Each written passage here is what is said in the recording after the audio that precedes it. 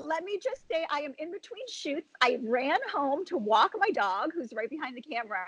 I'm shooting this FaceTime thing with you, and then I have to go back to work. So that's my That's this is my insane. 20-minute window today. Yeah. Where are you? It looks snowy out of your Yeah, window. it is. It's actually raining. It is cold, but it's raining. It's that cold rain that's happening right now. I'm in my sweater. Underneath is my gym clothes. Thinking it all.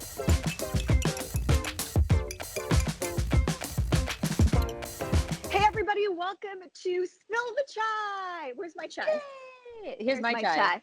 I I'm got Aliya a Jasmine. unicorn going Oh, on. I know. I have my goddaughter. So She's cute. from Finland. She's so cute. We're really excited about this Spill the Chai segment, and a lot of people want to have this conversation. Yeah. And this one's a little bit more intense. We've talked about it off camera. Yes, we have. And it's something that's been brought up by a lot of people, and it's the taboo of mental health in the South Asian community. But I think it's every community is dealing with that. And I think this is going to be something that's going to open eyes for a lot of people, because in the last year, people are finally talking about mental health and how it's affecting them. And everyone is being affected very differently. Prince Harry has done such a good job of really making this be in the forefront, right? Yeah, I think it's more people are comfortable talking about it now. I think before we were like, I'm okay, I'm fine, things will just work out, it's great. But now people are saying, I'm not okay. And I do need to talk about it. And I think I need to share my stories because you're feeling the same way as I'm feeling.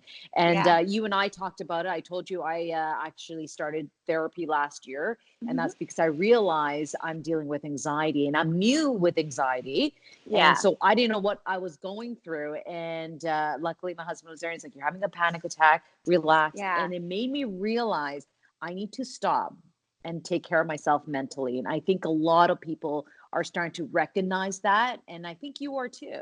Oh yeah. I mean, I felt like when we talked about this, we had a nice, I think we were drinking chai or coffee at the time. But we were like doing a nice, walk outside of your hotel when you're here. And I had actually taken a little bit of mental health time for myself because I just felt like I burned myself out. And I, like you, got diagnosed with I had a huge anxiety attack, and now I know that I do have an anxiety disorder, and I've had to start going to therapy, and I'm actually taking medication to help myself try to level it out. But that's kind of insane for me because I feel like stress was so normalized in my house growing up. And I don't know if that has to do with the refugee mentality of go, go, go, go, go, you can handle everything. But I just feel like I burned myself into the ground. I tried to do too much. What do you think? You are one of the busiest women I know. I mean, you put your heart and soul into your day job. You're so good on AT Canada. You're doing all this cover girl stuff on the side. You have all these speaking engagements. Plus, you have a factor that I can't even imagine adding to my life, which is kids. Yeah. Right. So how do you, and you work out more than anybody I know. How do you handle all of this now that you need to slow down? It's funny you brought up fitness, and that's where my journey actually started, was when I had my second kid, and I realized I was going through something mentally that I just didn't want to do again, because in my first child, I think I went through depression. I don't know. I wasn't diagnosed with depression, but I went through something that I did not understand. And I think they forget to tell you as a mother, yeah, you're taking care of your child, but they forget to tell you you're redefining yourself as a mother. And that emotionally and mentally breaks you down. You're re-identifying yourself.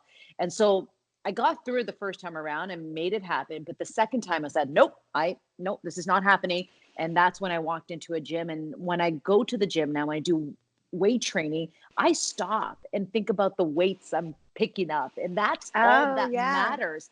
Nothing else matters. I don't think about my kids. I don't think about what's going through my life. It's just picking up that weight, being strong. And so for that hour, I feel this amazing feeling of just being by myself.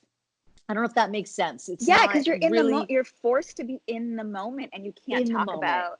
But when you're holding like 100-pound weight, you don't want it to fall on your head. So I hope that you're you're so focused on that. So that changed my life. So I've been doing CrossFit for almost, I guess, 10 years because my daughter's 10, and it's every day. Hold on it's one part sec. of my schedule. Wait. Yeah. Sorry.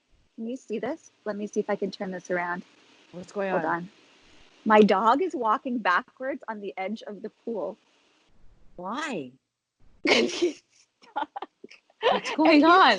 Scared of water. He's having anxiety right now because of the water. He's having a total No, is he okay? He's okay. Come here, Arthur. He's okay. Okay, he's okay. I'm so sorry. I just didn't want it to look like I wasn't paying attention to you, but that's what's happening right behind my. Oh, little Arthur, monkey. come here, buddy. Arthur, you okay, buddy? He's so scared of water. It's so funny. He needs to face his fear. He needs to go through therapy too. Is there dog therapy? I know there is dog therapy. There you go. So this is actually what I found helped me is this emotional support animal. And I think, my last dog who I had for 14 years, George Hamilton, passed away. And it was after he died, I realized that because I used to be forced to take 15 minutes 3 times a day or half an hour and walk to the ocean. And now I didn't have that. And I didn't realize it at first. And I just worked myself into the ground. And then when I got diagnosed with anxiety, one of the things that my psychologist said was that I really needed the time in my day to like just center myself, and whether that was meditation or working out or what that was. And for me, I realized it really was like walking to the ocean and just spending some time at the ocean. So when we adopted Arthur, I feel like that's where I kind of that's how I've kind of dealt with it. And and I think that's part of it, right? Yeah. You got to find what makes you happy. And when we talk about it, I think about my mom and what she went through growing up. You think about first immigrants to Canada and what struggles they went through. They didn't have time to deal with mental health. They just kept going and going and going. In terms of stats too, like almost 75% of people with mental disorders remain untreated in developing countries, and almost 1 million people take their lives each year, which is a staggering number. Yeah, that's suicide rate. And according to World Health Organization, 1 in 13 globally suffers from anxiety. As it relates to the South Asian community as well, I mean, there's a disproportionate amount of women of color who suffer from mental illness. I mean, especially here in the United States, it's very, very, very high.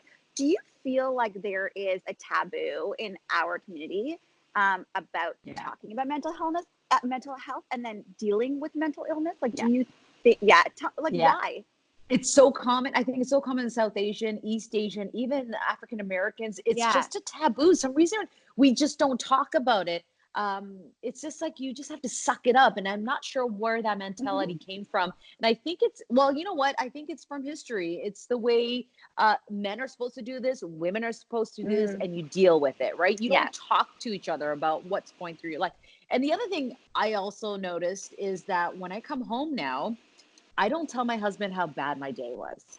I come home now and say, it's a big one. I say something positive. And I think that's part of it too. It's that cycle of bringing that negativity and turning into something positive. Great tip for everybody. Stop saying you're busy. Mike and I decided to never use the word busy. And to this day, I'm not going to lie, it irritates me when you ask someone how they are and they're like, so busy. Like, we're all so busy. It doesn't matter if you have like one part-time job at a donut store or you're a surgeon saving people's lives. Like, everyone is busy. So don't use that word anymore. And try to find the good things. That is such a good tip. It goes back to like Oprah's gratitude journal, right? Where you're just always thinking of like good things and reminding yourself of that every day.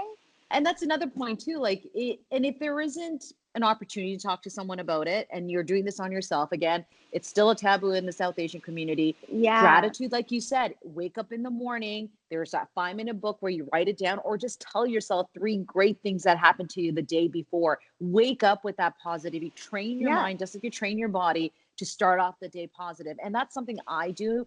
It's still a challenge because for me, I have so much noise in my head and I keep it in my head. And I just want to please people, and I have to let that go. And so that's a learning thing for me that's continuous. But this gratitude thing is very important to me now. It's making me change the way I think. And, I read this thing, I think it was Trevor Noah who posted it, and I'm going to paraphrase, but it was commenting on the African-American community here in the US and why it's so hard for them why the mental health rates are so high within the Black population here, but also why it's so hard for them to get help. And one of the issues was that even if you go get help, the people who are helping you don't necessarily understand your issue. So if you've never had the kind of scares, or the people look at you the way they do and the kind of issues that causes, or the worries when you get pulled over, any of those things that like certain communities have to face, then how can you ever relate to them? And I find that to be true for our community as well. I think that we can take from that experience is that it is really hard explaining what it's like to be a child of an immigrant or a refugee, and the kind of mental, hurdles you had to go through growing up, to somebody who's never experienced that. And also, the last shrink I want to go to is a brown shrink. So like I'm in like this weird cycle where you end up going to someone who doesn't understand you, but you don't really want to go to someone from your own community, because then everybody, your papa and all your aunties are going to now know your issues. And it's so true. That's a very good point. But it's funny how you and me have this platform and we're opening up about it. And now everyone knows about it. And before, I don't know, you asked me a year ago and I'm like, I don't think I want to talk about my own experience with this, right? So I think that's part of it. And these are some of the things that you and I are doing. We're going through therapy. You're doing meditation. You're going for your walk. I'm doing gratitude. These are the little steps, working out. These are the little things that are so important, that is good for us. But you should also talk to a professional if you are going through issues. I mean, this is our experiences. Definitely make those phone calls to the right people to get the right help as well. And the other things we do is we also do a detox. Both of us have gone through it. Oh my gosh, I totally forgot about that. We both did a social detox this year, and that was life-changing for me. I'll tell you. So I'll tell you what I do. I realized that Mike and I would wake up in the morning and we would scroll through Instagram. We would go to bed and we would scroll through Instagram, and we both had trouble sleeping. I also feel like it's hard for me to detach what I do professionally from just using Instagram on a recreational basis. And so I just felt like I was always on it. So a few things that I did was, one, there's a setting on your iPhone. If you go to settings, you can actually limit the amount of screen time that you use. It's so awesome. And it locks all of your social media apps. Like if you put 2 hours a day, as soon as you've used it for 2 hours, it locks everything. So you can't. So I find that that's really helped me. So Mike and I do no more phones in the room.